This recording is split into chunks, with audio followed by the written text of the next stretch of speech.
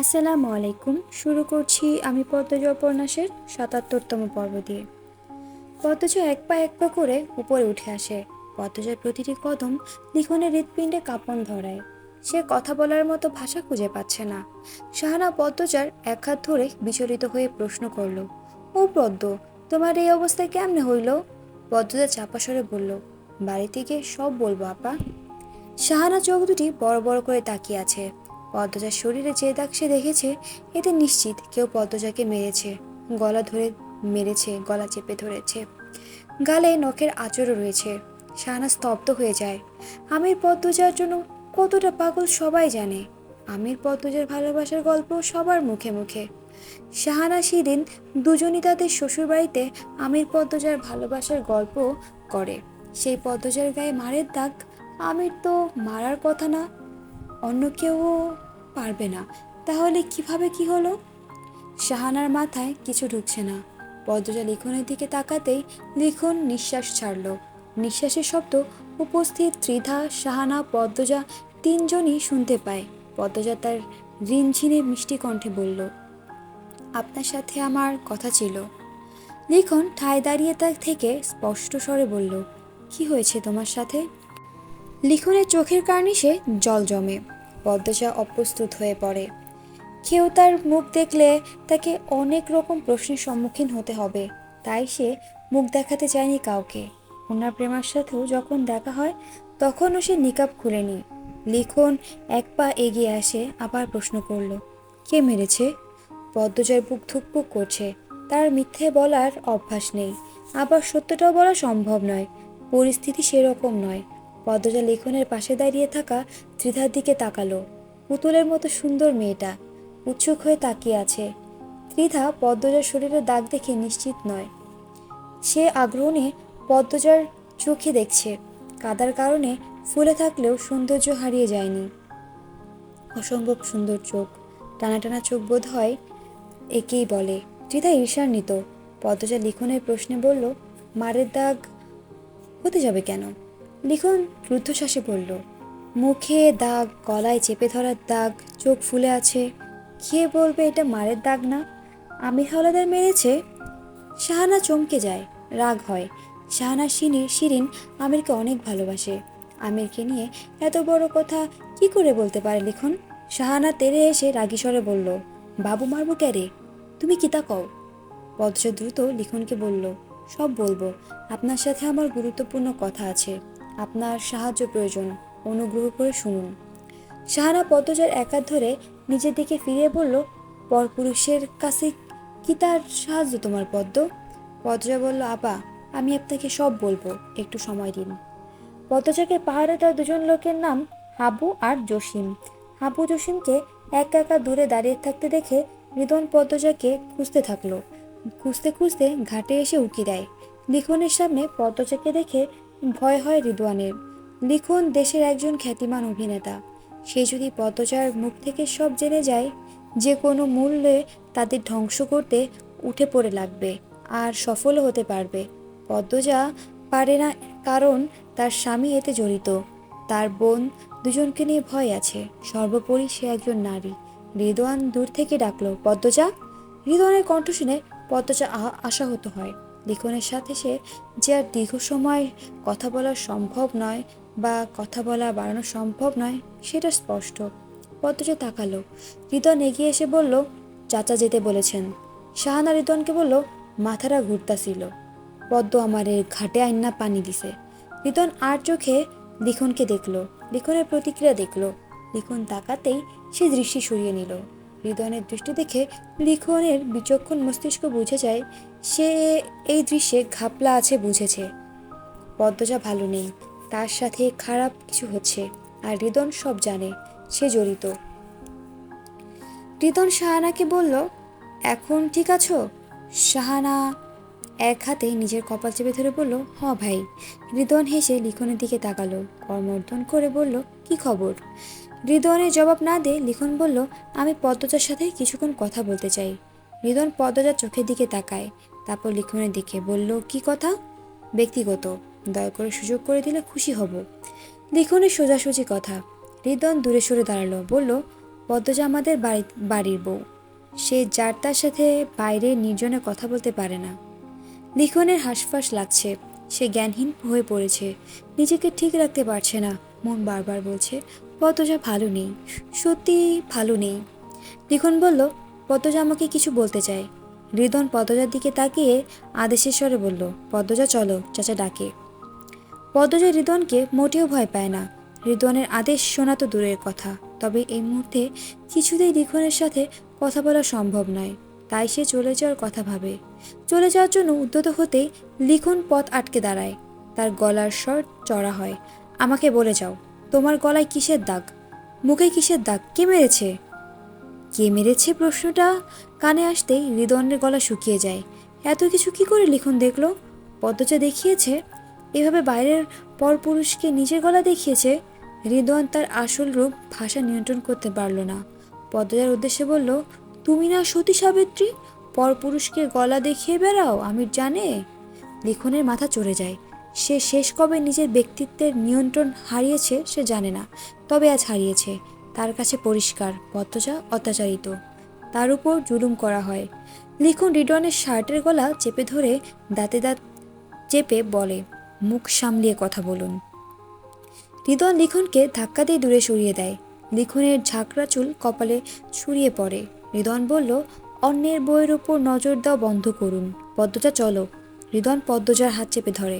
পদ্মজা এক ঝটকায় রিদনের হাত ছড়িয়ে দিয়ে ঝাঁঝালো কণ্ঠে বলল, আমি একাই যেতে পারি। তারপর লিখনকে বলল, কথা বাড়াবেন না, আমাকে যেতে দিন। লিখন কারো কথা শুনতে রাজি নয়। সে তার ধৈর্য, ব্যক্তিত্ব সব কিছু থেকে সরে এসেছে। লিখন আবারও পদ্মজার পথ আটকালো। প্রশ্ন করল, কাকে ভয় পাচ্ছ তুমি? আমাকে বলো। শাহানা নিজেও অবাক পদ্মজার অবস্থা দেখে, কিন্তু লিখন পদ্মজাকে নিয়ে বাড়াবাড়ি তার ভালো লাগছে না। অন্য পুরুষ কেন তাদের বাড়ির বউয়ের জন্য এত আকুল হবে? শাহানা কর্কশ কণ্ঠে লিখনকে বলল, আপনি পথ ছাড়েন না কেন? অন্যের বাড়ির বউরে এমনি আটকানি ভালা মানুষের কাম না। লিখনের চোখে মুখে অসহায়ত্ব স্পষ্ট। অন্য বাড়ির বউ, অন্যের বউ, এই শব্দগুলো কেন পৃথিবীতে এসেছে? সহ্য করা যায় না। হৃদয় লিখনকে ধাক্কা দিয়ে সরাতে চাইল। লিখন হৃদয়ের হাত ধরে ফেলল। হৃদয়ের মুখের কাছে গিয়ে চাপা স্বরে বলল, পদ্মজা আমার হৃদয়ে যত্নে রাখা জীবন্ত ফুল। তার গায়ে আঘাত করার সাহস যে করেছে, তাকে আমি টুকরো টুকরো করব। লিখনের হুমকি হৃদয়ের গায়ে আগুন ধরিয়ে দেয়। সে আমিরকে সহ্য করে, কারণ আমির ঠান্ডা মাথার খুনি। চোখের পলকে সে কাউকে ধ্বংস করে দিতে পারে। সবচেয়ে বড় কথা, পাতাল ঘর, বাড়ি, অফিস, গোডাউন সবকিছু একমাত্র মালিক আমির। তাই রিদওয়ান রাগ নিয়ন্ত্রণের চেষ্টা করে। তাই বলে সাধারণ জনগণের বা সাধারণ জগতের একজন অভিনেতার হুমকি সহ্য করবে? কিছুতেই না। রিদওয়ান লিখনের চোখে আগুন চোখে তাকিয়ে বলল, এসব সিনেমায় গিয়ে বলুন, নাম বাড়বে। লিখন হৃদনকে ছেড়ে পদ্মজার দিকে মুখ করে দাঁড়ালো। বলল, পদ্মজা, তুমি তো ভীতু না? ভয় পেও না, আমাকে বলো, কি হয়েছে তোমার সাথে? পদ্মজা বলল, আমি কাউকে ভয় পাচ্ছি না, আপনার সাথে পরে কথা বলবো। রিদন পদ্মজার দিকে তেড়ে এসে বলল, পরের কিসের কথা? রিদন পদ্মজার মুখের উপরে ঝুঁকেছে বলে লিখনের রাগ বাড়ে। সে রিদনের পিঠের শার্ট খামচে ধরে। সঙ্গে সঙ্গে রিদন লিখনের মুখ বরাবর খুশি মারল। ত্রিধা পদ্মজার শাহানা চমকে যায়। ত্রিধা আতঙ্কে লাল হয়ে যায়। সে দৌড়ে এগিয়ে আসে। লিখন তার ঘোলা চোখ দিয়ে রিদওয়ানের উপর অগ্নি বর্ষিত করে। রিদওয়ানকে তার খুশি ফিরিয়ে দেয়। দুজন মারামারির পর্যায়ে চলে যায়। ত্রিধা পদ্মজা কেউ থামাতে পারে না। আর কিছু সময় এভাবেই চললে কেউ একজন খুন হয়ে যাবে। শাহানা চিৎকার করতে করতে স্কুলের সামনে ছুটে যায়। তার চিৎকার শুনে উপস্থিত মানুষদের মাঝে হট্টগোল শুরু হয়। শৃঙ্খলা ভেঙে যায়। মজিদ খলিল ছুটে আসে স্কুলের পিছনে। পরিচালক আনোয়ার হোসেন লিখনকে মারামারি করতে দেখে খুব অবাক হন। সবাই মিলে লিখন ও রিদওয়ানকে থামালো। তারপর দুজনকে নিয়ে স্কুলের সামনে আসে। উপস্থিত মানুষেরা উৎসুক হয়ে তাকিয়ে আছে। গুরুজনেরা জিজ্ঞাসা করে, তারা কেন মারামারি করছিল? মজিদ হাত তুলে সবাইকে থামালেন। তারপর রিদওয়ানের দিকে তাকালেন। রিদওয়ান চোখের ইশারায় কিছু বলছে, কিন্তু মজিদ বুঝতে পারেননি। তিনি রিদওয়ানকে জিজ্ঞাসা করলেন, কি সমস্যা রিদওয়ান? এমন অসভ্যতামির মানে কি? রিদওয়ান বাঁকা চোখে উপস্থিত মানুষদেরকে দেখল। সবাই তাকিয়ে আছে। আজ কেলেঙ্কারি হয়ে যাবে নিশ্চিত। রিদওয়ান মাথা নিচু করে বলল, লিখন শাহ পদ্মজার পথ আটকাচ্ছিল। রিদওয়ানের কথা শুনে মানুষদের মুখ থেকে লিখনের উদ্দেশ্যে ছি ছি বেরিয়ে আসে। লিখন হতবাক হয়ে যায়। হতবাক হয় পূর্ণা প্রেমা প্রান্ত পদ্মজা। মজিদ লিখনকে প্রশ্ন করলেন, রিদওয়ান যা বলেছে সত্য? লিখন পদ্মজার চোখের দিকে তাকালো, তারপর বলল, সত্য, কিন্তু আমি পদ্মজার গলায় মুখে দাগ দেখেছি। গলায় যে দাগ, সেই দাগ দেখে বোঝা যায় তার গলা কেউ চেপে ধরেছিল। মুখে নখের ক্ষত, নখের আঁচড়, চোখ ফোলা। আমি শুধু জানতে চাইছিলাম এসব কি করে হয়েছে, কে মেরেছে। লিখনের কথা শুনে মজিদের মাথা ঘুরে যায়। আমির বলেছিল পদ্মজাকে সমাবেশে না আনতে, এতে সমস্যা হতে পারে। মজিদ আমিরের কথায় গুরুত্ব দেননি, ভেবেছেন পদ্মজা গ্রামে আছে, সবাই জানে। আর গত সমাবেশে তিনি বলেছিলেন পরবর্তী সমাবেশে আমির পদ্মজা বিতরণ করবে শীতবস্ত্র। আমির তো চলে গেল, তাই পদ্মজাকে এনেছেন। আর এই সমাবেশে বাড়ির মেয়ে বউরা অসুস্থ থাকলেও উপস্থিত থাকে। যদি কেউ প্রশ্ন করে আমিরের বউ কোথায়, প্রশ্নটা সহজ, উত্তরও বানিয়ে দেওয়া যেত, তবু মজিদ হাওলাদার প্রশ্ন এড়াতে পদ্মজাকে নিয়ে এসেছেন। তিনি প্রশ্ন শুনতে পছন্দ করেন না। মজিদের মুখের রং পাল্টে যাওয়াটা লিখনের চোখে পড়ে। সে ভেবে নেয় এই সম্পর্কে মজিদও জানে। সে সবার সামনে প্রশ্ন করে, আপনার বাড়ির বউয়ের শরীরের মারের দাগ কি করে এলো? মজিদ কণ্ঠস্বর পরিবর্তন হয়। তিনি কাটকাট স্বরে বললেন, তুমি কি করে দেখেছো? পদ্মজা ঘাটে নিকাব খুলে মুখে পানি দিচ্ছিল। মজিদ লিখনের কথা বাধা দিয়ে বললেন, তুমি বাড়িতে এসো, এ বিষয়ে নিয়ে কথা হবে। মজিদ ভেতরে ভেতরে ভয়ে জমে গিয়েছেন। পদ্মজা যদি মুখ খুলে কি হবে? এখানে মজিদের প্রতিপক্ষরাও রয়েছে, তারা সুযোগ নেবে। লিখন কিছু একটা বলতে চেয়েছিল, তার পূর্বে মজিদের নতুন প্রতিপক্ষ ইয়াকুব আলী বললেন, বাড়ির বউয়ের গায়ে মারের দাগ, এটা তো ভালো কথা না। মাতব্বর কি ছেলের বউর উপর অত্যাচার করে? মজিদ ফোঁস করে নিঃশ্বাস ছাড়েন। পরিস্থিতি হাতের বাইরে চলে গেছে, যে করেই হোক পরিস্থিতি হাতে আনতে হবে। মজিদ ইয়াকুব আলীকে হেসে বললেন, অহেতুক কথা বলবেন না, আমাদের বাড়ির বউরা রানীর মতো থাকে, গায়ে হাত তোলার প্রশ্নই আসে না। কথা বলার পূর্বে বিবেচনা করে বলবেন। ইয়াকুব আলী হাসলেন, বললেন, তাহলে কি নায়ক সাহেব মিথ্যা বলেছেন? ইয়াকুব আলীর সাথে আরো দুজন তাল মিলিয়ে বলল, আমরা সত্যটা জানতে চাই। হাওলাদারদের অবস্থা দরজায় চিপায় পড়ার মতো। পদ্মজা তাদের অবস্থা দেখে মুচকি হাসে। পদ্মজার শরীরের মারের দাগ আছে। এ কথা শুনে পূর্ণা মানুষজনের মাঝখান থেকে বেরিয়ে উঁচু মাটি টিলার উপরে উঠল। পদ্মজার পাশ ঘেঁষে দাঁড়ালো, বলল, আপা, লিখন ভাই কি বলছে? পদ্মজা নিরুত্তর। খলিল উত্তেজিত হয়ে পড়েছে। সবাই সবাই জেনে যায়। আতঙ্কে তিনি সবার উদ্দেশ্যে বললেন, লিখন শাহ মিশা কথা কইতাছে। খলিলের কথা শুনে মজিদের ইচ্ছে হচ্ছে খলিলকে জুতা দিয়ে পেটাতে। লিখন বলল, এইটুকু মিথ্যা না, দাগগুলো এখনো তাজা, পদ্মজা তো সবার সামনেই আছে। একজন বয়স্ক মহিলা বললেন, পদ্মমার নিকাবটা সরাইলেই হাসা মিশা জানা যাইব। মজিদ জানতেন কেউ এরকম কিছুই বলবে। এখন প্রমাণিত হয়ে যাবে খলিল মিথ্যা বলেছে। মসজিদের ভেতরটা থরথর করে কাঁপছে। তিনি কি করবেন, কি বলবেন বুঝতে পারছেন না। পদ্মজা চেয়েছিল অন্যভাবে এই অধ্যায়ের সমাপ্তি করতে। যেহেতু সবার সম্মুখে সব প্রকাশ করার সুযোগ এসেছে, সেহেতু উচিত সব ফাঁস করে দেওয়া। এতে সব শুনে কেউ না কেউ মেয়েগুলোকে উদ্ধার করতে পদক্ষেপ নিতে পারবে। সে পুরো নিকাব না খুলে শুধু মুখটা উন্মুক্ত করলো। তার মুখে স্পষ্ট কালচিটে দাগগুলো দেখে মানুষের জনের কোলাহল বেড়ে যায়। সবাই ফিসফিসিয়ে কথা বলতে থাকে। পূর্ণা পদ্মজার গালের একটা ক্ষত দেখছে। শুনেছিল তো দুর্ঘটনায় এমন হয়েছে।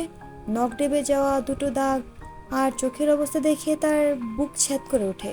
সে পদ্মজার সামনে এসে দাঁড়ায়, নিকাব তুলে গলা দেখে চমকে যায়। অশ্রুজল চোখে পদ্মজার দিকে তাকিয়ে অবাক স্বরে ডাকে, আপা। ইয়াকুব আলী খুব অবাক হয়েছেন। এরকম ভান করে বললেন, মেয়েটার কি অবস্থা? মাতব্বর এভাবেই কি বউদের রানী করে রাখেন? মসজিদের বুকে ব্যথা বাড়ে। এক পা পিছিয়ে যান। কি হচ্ছে এসব? রিদন জিব্বা দিয়ে ঠোঁট ভেজায়। সে পদ্মজার ভাব দেখে ধারণা করেছে পদ্মজা এখনই সব বলে দিবে। আর সব শোনার পর এত মানুষের সাথে তাদের পেরে ওঠা সম্ভব নয়। রিদন ঢোক গিলে আচমকা বলল, আমি মেরেছে। এমনি মারিনি। পদ্মজা লিখন শাহের সাথে 6 বছর আগে সম্পর্ক হয়েছিল।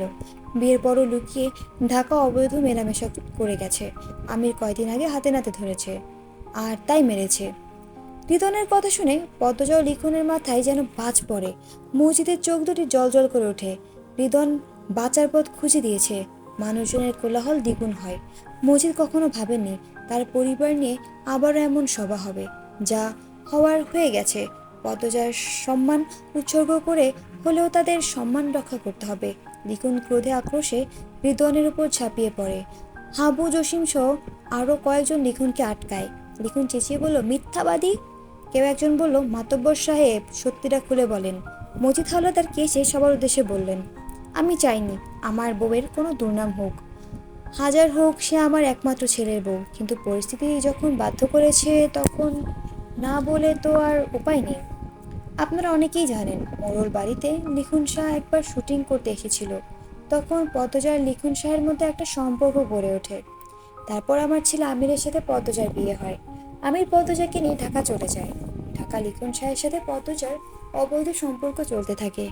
আমার বোকা ছেলে কখনো ধরতে পারেনি। গ্রামে আসার পর লিখন শাহ 2বার আমাদের বাড়িতে গিয়েছিল। প্রমাণ আছে কিন্তু, অনেকেই দেখেছেন। দেখেছেন তো? কয়েকজন বলল তারা দেখেছে। মজিদ বললেন, কিন্তু লিখন শাহ যেহেতু পদ্মসার জন্য একদিন রাতেও যায়। তখন আমির হাতে নাতে ধরে দুজনকে। তাই আমির পদ্মজার গায়ের ওপরে হাত তোলে, রাগে একটু মার দেয়। এতে কি কোনো দোষ আছে? এতে কি কোনো দোষ হয়ে গেছে আমার ছেলের? পদ্মজা ক্ষুধার্ত বাঘিনীর মতো চিৎকার করে ওঠে, মিথ্যা কথা! আপনি বানিয়ে কুচ্ছা রটাচ্ছেন। মজিদ হাওলাদার বুকভর নিঃশ্বাস নেয়। তিনি জানেন এই গ্রামবাসী তাকে কতটা বিশ্বাস করে। আর লিখনকেও অনেক বাড়িতে যেতে দেখেছে, অনেকবার বাড়িতে যেতে দেখেছে। পদ্মজার নামে এসব সালিশ বসেছিল। যদিও সে তার ছেলের সাথে, তবে মেয়ে নির্দোষ হলেও তার একবারের বদনাম সারা জীবন রয়ে যায়। তিনি সবার সামনে দুহাত তুলে নরম স্বরে বললেন, আমার আর কিছু বলার নেই। বিশ্বাস অবিশ্বাস আপনাদের উপর। লিখন হাবু ও জসিমকে আঘাত করলো। রিদওয়ান লিখনকে চেপে ধরে। রিদওয়ানের ইশারায় আরও কয়েকজন লিখনকে চাপটে ধরে। পরিচালক আলোয়ার হোসেন মাথা নিচু করে ফেলেন। মজিদ হাওলাদার মিথ্যা বলবেন না, তিনি মহৎ মানুষ। লিখন একটা মেয়ের জন্য পাগল, সেটাও তিনি জানতেন। মজিদের কথা অবিশ্বাস করার কারণ নেই, তবে তিনি লিখনকে সৎ চরিত্রের ছেলেই ভাবতেন। মুহূর্তে পরিস্থিতি পাল্টে যায়। দ্বিতীয়বারের মতো পদ্মজার চরিত্রে ছিছি ধিক্কার ছুঁড়ে মারে গ্রামবাসী। কেউ যেন গায়ে হাত না দিতে পারে। আত্মরক্ষার জন্য পদ্মজার কোমরে ছুরি খুঁজল, ছুরি নেই। সে অসহায় হয়ে পড়ে। চিৎকার করে সবার উদ্দেশ্যে বলল, সবাই আমার কথা শুনুন। কেউ পদ্মজার কথা শুনল না। সবাই চেঁচামেচিতে তার গলার স্বর কারো কানেই যায় না। মজিদ হাওলাদারকে তারা অন্ধের মতো বিশ্বাস করে। নিয়তি পদ্মজার সম্মানে দ্বিতীয়বারের মতো আঘাত হানে।